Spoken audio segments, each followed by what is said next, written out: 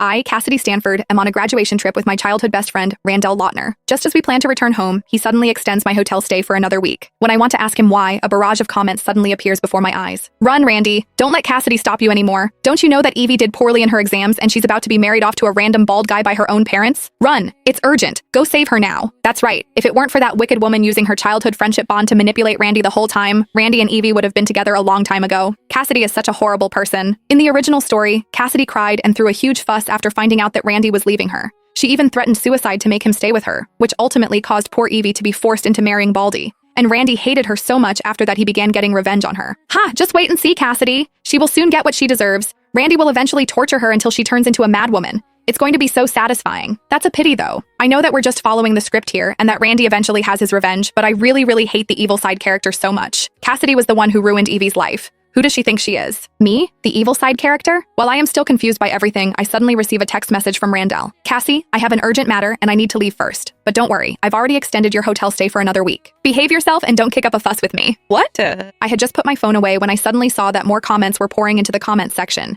Oh, I'm so mad! Cassidy is going to chase after him in a cab. But Randy only just left the place, and Cassidy is going to start throwing a fit as soon as she reaches the airport. And he's going to cave into her demands and stay for her sake. But it's precisely this decision of his that will thoroughly destroy the rest of poor Evie's life. It's okay. It's fine. This is just a typical romance novel with a love triangle. If Randy hadn't failed to rush back in time, or if he hadn't been separated from Evie, causing her to get married off to someone else, the later parts where he studied hard for Evie and finally crushed Cassidy under his feet wouldn't happen. I know it's like that, but still, Cassidy is being too ruthless. Who does she think she is? Why is Evie's life ruined forever because of her? I'm so upset I'm going to cry. Yes, I know that Cassidy is simply awful, but let's not jump the gun here and just follow along with the plot, all right? I read the comments flooding in for a while and finally understood that I was somehow inside a story where there was a love triangle between me, Randall Lautner, and his first love, Evelyn Winters. According to the original plot, today was the day we received our SAT results, and Evelyn could only afford to go to community college because of her terrible scores. So, her parents, who had always disliked her, decided to marry her off to a man instead. Evelyn had immediately texted Randall and asked him for help. So, Randall extended my hotel stay for a week because he needed to rush back and save her, but he also didn't want me to tag along and make things hard for either of them. After that, the plot would unfold just as the comments said it would. After learning about the truth, I would hurry to the airport and stop him from returning, which would ultimately cause Evelyn to be forced into a marriage with a bald, 40-something-year-old man. Then, Randall had his revenge on me.